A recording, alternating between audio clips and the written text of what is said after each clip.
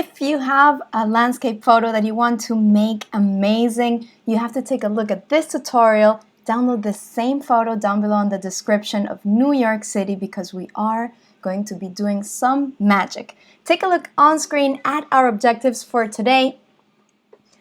We're going to be first looking at the available information that we have in our photo in order to know how we're going to be editing it so we can visualize it. We're going to play with the light versus the blacks, and we're going to bring our sunrise back. Remember that you can download the same photo below in the description. I am Giselle Behrens for Photo TV NYC, helping you make better photos every day live at noon, and we are here for you. If you have any questions, just write us a comment or a question on the live chat or below in the description if you are watching the recorded version. So right here is my working space, and the first thing that we're going to do when we go to Lightroom is open up the Develop module. So I'm going to go ahead, click on my Develop module, and I have my photo ready to go. So believe it or not, this photo is going to end up looking like this. Wait for it. Wait for it. Okay, come on Lightroom, give it to us. There it is. This is one same photo. It's not a photo composition, it's just one photo, and we're going to be first of all looking at what type of information we have in this photo. So it is a raw photo, completely free download. Go ahead and download it so you can follow this tutorial.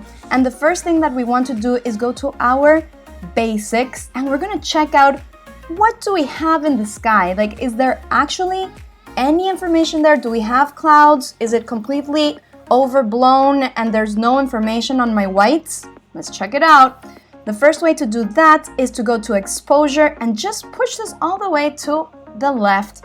And as you can see, our beautiful clouds are there. We have our sky. However, if we do expose for the sky, which means that we are underexposing, then all the bottom part of our image goes black. So that doesn't work for us. So I'm going to double click on my word exposure and close basic. So we're going to do some general adjustments first that are rule of thumb when you are editing any landscape photos. You want to enable profile correction, and you can just toggle it on and off because sometimes you might prefer to leave it off, but usually I leave it on. You can see how Lightroom automatically corrects the distortion because it has thousands of lens combinations with cameras already inside of their database. So it already just corrects the vignetting. As you can see, there's some sort of vignetting all around it, like a little bit darker, and it also corrects the distortion. You're going to want to click Remove Chromatic Aberration just in case if you have any chromatic aberration and you are printing large, then that means that you won't have those horrible magenta and green lines. And then for this photo, we're going to go to Transform, and we're just going to press Auto, and Auto is going to correct the perspective of this photo, and it's going to make it straight just in one click. That's how it did it. I'm going to toggle this on and off just so you guys can see how quickly Lightroom did all that work for us. Okay, so my Lightroom is having a hard time today, but there it is. My computer, come on computer, you can do it. So you can see how quickly we did that just in one click.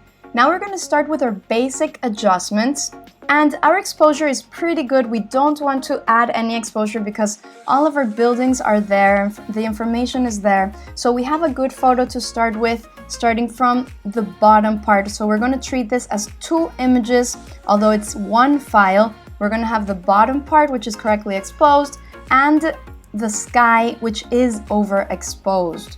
So I'm going to add some contrast because my blacks on my main focal point, we're going to make these buildings our main focal point together with our sunset. So we want our eyes of the spectator to go directly to these buildings, not to this pier, because we want this pier to be secondary. Now, how are we going to do that if it's on the foreground?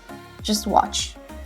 So we're going to add some contrast, and we're going to be adding, I think around 30 contrast is good for me. So now I'm going to continue down, and because my highlights are so blown out, we are going to diminish our highlights all the way down, and I'm gonna actually leave it at around 91. At this point, you can start seeing how some of our clouds start becoming visible on the sky, even though it was white. So I'm going to toggle it off and then on back, and you can see how the clouds start coming out, and that's exactly what we want, because we want to recover the information that we have in our highlights. And by information, I mean anything that is visible in the photo, okay? So now we're going to continue working our way down, and we're going to go to our super tools, which are dehaze, clarity, and texture. If you've seen any of my past landscape tutorials, you know that I am obsessed with dehaze, clarity, and texture, because it's going to help us eliminate the grayness, add some contrast, add some saturation. It's just a cocktail that blends all the good stuff in. So we're going to start from dehaze up to clarity and then texture. And this is because dehaze is the most sensitive of the 3 sliders. So I'm going to augment my dehaze, and I'm gonna leave it at around 29. So now we're going to go to clarity,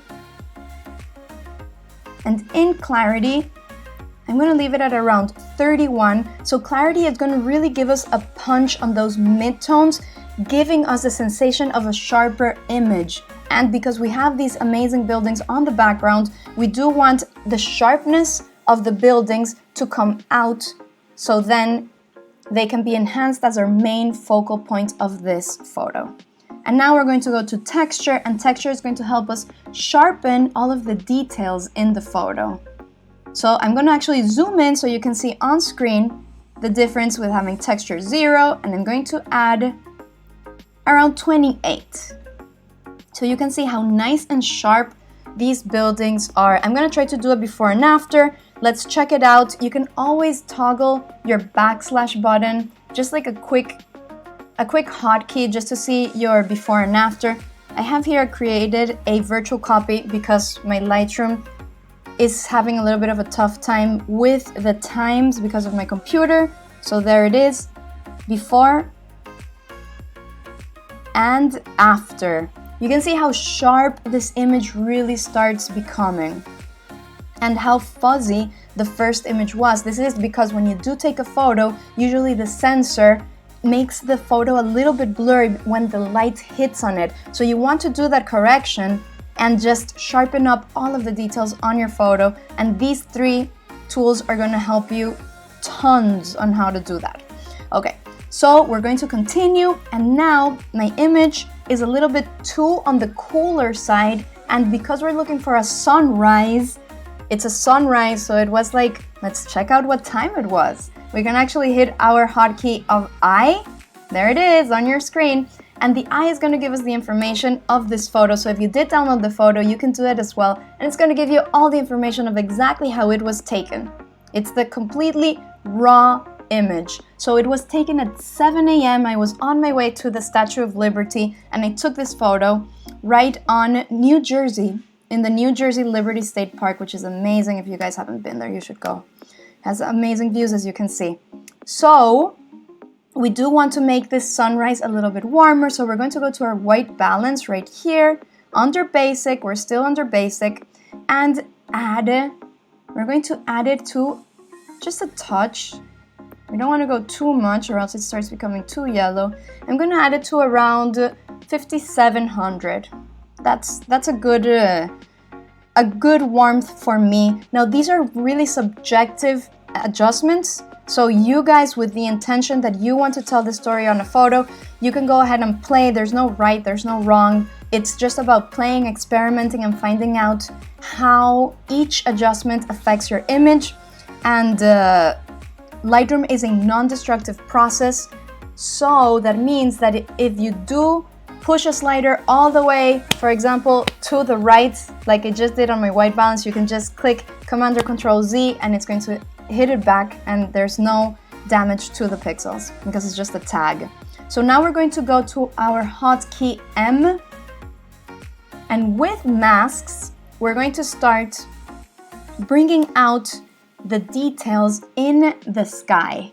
So my first mask, I'm going to double click on the word effect, and what that's going to do is going to reset down all of my sliders. I don't want to be adjusting my sky and all of a sudden I notice that I have one of my adjustments on, like the saturation, and I'm like, what's going on? What's going on? And then I go crazy and I lose like 30 minutes, and then it was because I didn't reset the effect. So you can just do that and it's going to save you some time. And I'm going to add a nice and fluffy mask, linear mask, right here with this angle, because I'm trying to not affect as much our World Trade Center, our Freedom Tower. So we're going to leave it something like this. Now you can press your O key, and this is another hotkey, just to see what mask is on, and you're gonna have this pink mask pop up. And to turn it off, you can just press the O again and it's going to turn off. And now we're going to be doing several adjustments on the same mask. So the first adjustment we're going to do is that we are going to underexpose this to -2, around -2. There we go. So this is going to give me a lot of information on my clouds, as you can see right there. It really brings our clouds back to life. It brings them right there, and now we can start seeing them. Remember that this photo started out with a white sky and we thought that there wasn't any information in it, but look, just as magic, Lightroom helps us be magicians and bring our sky back. Now we're going to work our way down, and what I'm going to add right now is that I'm going to go to my highlight slider and just push that all the way to -100. Don't be afraid of pushing the limits with your photos, especially if you are taking with RAW. If you start seeing some damage on the pixels, just slide the slider back. There's not a problem. I don't want you to be afraid. I want you to experiment, have fun, because that's what photography is all about, and that's why we take photos as photographers, right? So in highlights at -100, that's going to bring back the information that we have in our highlights, especially because it's so overblown. So now we are going to add some contrast as well. We're just going to add a little bit, just around 10 is good, around there. And now we're going to go to our super tool of dehaze right here. And dehaze, we're just going to add until we feel that it gives us some density and some nice patterns and texture on the clouds. I feel that around 13 is good. And now I do feel it that it's still a little bit on the cooler side, so I'm going to go up and we're going to go to our white balance in the same mask, in the same linear mask, and I'm going to add just a little bit to warm the sky up and give it that sunrise effect, that warmth of the sun, and I'm going to add 13 on my white balance. Okay, let's check it out. If we do want to go a little bit back on the exposure, we can, and I'm actually going to just pull it back up to around 1.2. So anytime, I want to show you guys that you can just go adjusting your sliders as you go, as you feel it, and you can even sleep on it and then come back. That's the beauty of working with a program as powerful as Lightroom. So now we're going to do a second mask. We're going to hit our new button. You know the drill. Even though everything is resetted down, it's best to just double click the effect just in case. I always add that in my workflow. And I'm going to add a linear mask over here, coming from the bottom of the image towards the center, leaving it nice and open. And by open, I do mean that we want these two lines to have some separation, because that's going to make a gradual adjustment of the adjustment that we're going to be doing. And right now I feel that the water is a little bit too bright, so I'm going to darken it up just a little bit to help guide our spectator's view towards the focal point, which is this. So I want this area in a rectangle on screen to be the brightest, and I want everything that is outside that rectangle to just go back a little bit and be a little bit darker. So we're going to add some darkness by correcting our exposure to minus around 1. And I think that that gives us enough darkness for our eye and our spectator's eye to travel on this direction of the photo. So now that we're done with our mask, we're going to press our hotkey K. I was so excited to do this tutorial because I really had so much fun editing this photo and bringing back the sky and just painting on it. We're going to be painting some colors. It's so much fun. So now that we have our paintbrush open, what this is, it's going to do some selective adjustments wherever we start painting it. So we're going to have actually a few points on our photos. We're going to divide this photo into this area, which is our main focal point, as you know. We're going to add some darkness on this area, which is going to be our secondary focal point. We're going to, the pier is way too dark. It has too much blacks for me. So what happens is that the blacks adds contrast and it makes the photo heavier. So our eyes just like gravitates towards the blacks, and we want our eyes to gravitate towards the building. So we're going to make this pier less black, so there's more attention on the main focal point. And afterwards, we're going to just start painting some oranges and purple on the sunsets. So let's start. I'm going to do new, double click on the word effect, and the first one I'm going to do, I'm going to paint on my buildings right there. Just paint on. You also want to make sure that you have a nice feathering. I have a feather of 59, and you have a middle flow. That's usually how I like to work, but test it out. You can have a different one. These are some good flows and feathers that I like to work with. I press my O just to pop up my mask to make sure to know exactly that my buildings are being adjusted, and there it is. Press it back again. And we're going to start with our adjustments on our main focal point. So we're going to add some light. And we're going to add some light up to around, I'm going to leave it at around 1.8. Now we're going to add some contrast because we do want to add some light, as I said before, to guide the eye to this area. I'm going to add some contrast to just around like 17 because we want to make our blacks really black on this area. Now I'm going to add some blacks.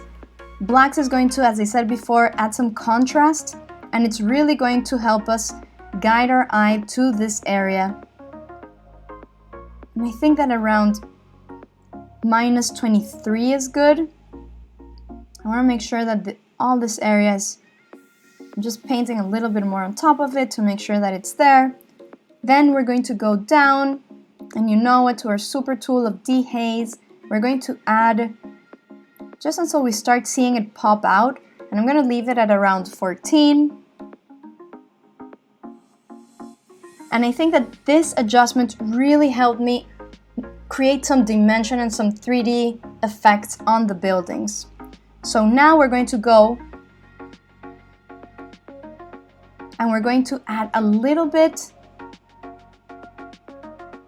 of white balance because we do want the sun to hit and warm up our buildings.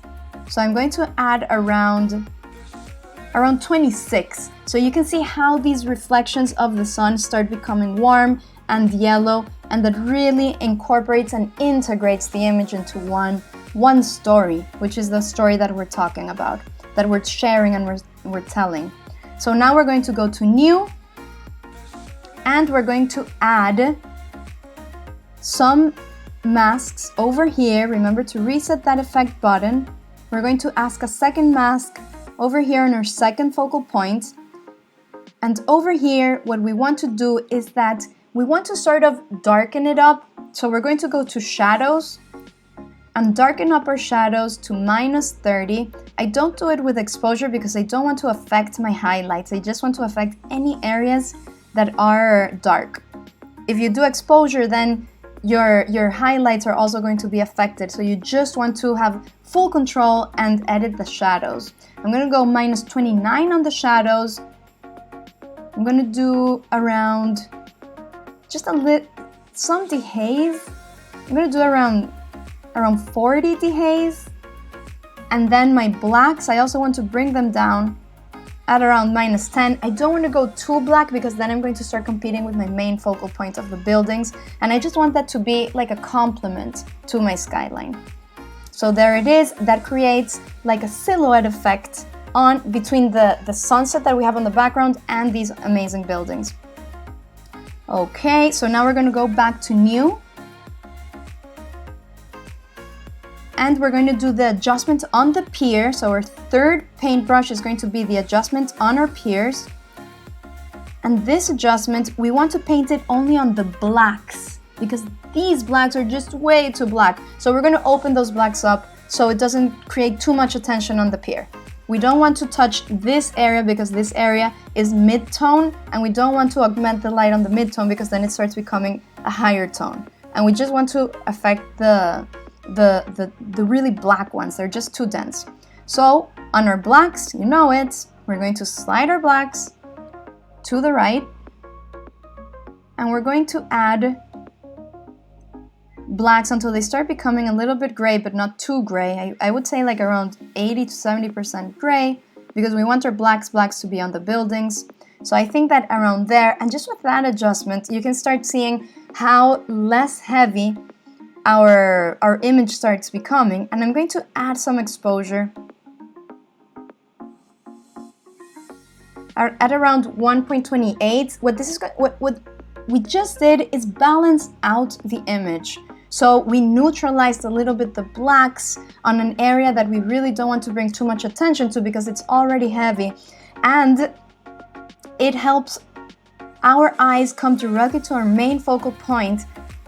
But we do love this element because as a line, it helps our eyes be guided towards our main focal point. So the story you're trying to tell is really important as an editor, and Lightroom is going to help you tell that story because we are storytellers as photographers, right? So now that we did that, we're going to go back to new. You know it, double click on that effect word, and we're going to start painting in. I'm going to just add some orange to make our sunset a little bit more dramatic over here on this area. So I'm going to go to color, and I'm going to click on that white rectangular box with a big X on it. I'm going to select an orange color, and I'm going to start painting with this orange color wherever I think that the light is hitting it and the sun is hitting it, because we want to enhance the information that is already there. These clouds are already orange. We don't want to oversaturate it because then all of our colors are going to be affected. We just want to add some orange to create this effect that is a very natural looking sunset. So we become painters of lights and of sunrises. I think that sometimes I say sunsets because I'm not used to waking up so early. But it's actually a sunrise if I did say it. And over here in the buildings, just a tad, you don't want to go too overboard. If you think that it's a little bit too orange, you can adjust your saturation just by clicking on that rectangular box again. You can go down, maybe perhaps around 67. I think that there is good, and just click out of it. Now we're going to click new again. This is what I was talking about. We clicked new. However, our orange color is there. So this is why we always want to double click on the word effect to reset that down. And now we're going to paint with purple. Now purple, we're going to give it this amazing like purplish tone on the top. We don't want to go like an electric purple. It's just like a dark purple to play with the sunrise colors, right? So we're going to click on that box again, select a purple that is close to the blues, like a dark blue. We'll be able to edit that afterwards and just start painting. If you want a bigger brush, you can always your right bracket, and that's going to be the hotkey to make it larger. And if you want it smaller, you can do left bracket. So hotkeys equals time, time equals money, money equals more photos, right? So this is what we want to do as photographers. And I'm just going to paint in some purple all around the top vignetting effect that is actually sort of natural there. And if I feel that it went too saturated or too bright, I can change this color anytime and just go a little bit less. And I think that around 67 is good for me. I'm going to paint a little bit more over here. And I can actually add just a tiny bit here on the reflection of the sun. So I'm going to step out of this selective mask, take a look at the photo, take a look at the before, and as you could see, this is not a composition. This is all magic that we did with Lightroom with the same image because we were working with RAW. RAW helps us with the flexibility of all the information that we have, and it's so satisfying to see how we can convert whatever photo that you probably would dismiss into this amazing photo that I actually want to print large, 4 feet, and just put it right on top of my sofa in my living room. And you guys can do that too. If you follow this tutorial and did all of the adjustments, it's free. You guys can do it. So let's take a look at the recap on what we learned. Number 1, information is everything. The first thing that you want to do when you start editing as a good editor is see what type of information you have to start working with. Number 2, the importance of blacks on the focal point. So we balanced out the blacks from the pier and we added them to our focal point. And you can do that with the tools in this powerful program, which is Lightroom. And that helps our story to be told through the photo and through contrast. And number 3, we recovered our highlights and sky.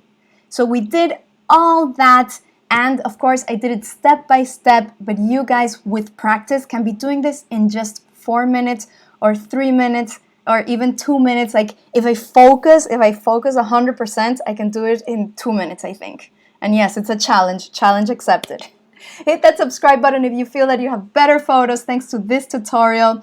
Remember that we are always live helping you have amazing photos so you can share with your family and friends. And also, please remember to hit that like button. All of these tutorials are free of charge and they're all for you. We'll see you tomorrow live again with Lightroom and Photoshop and all of the good stuff to help you guys edit photos. Bye guys, thank you so much for joining.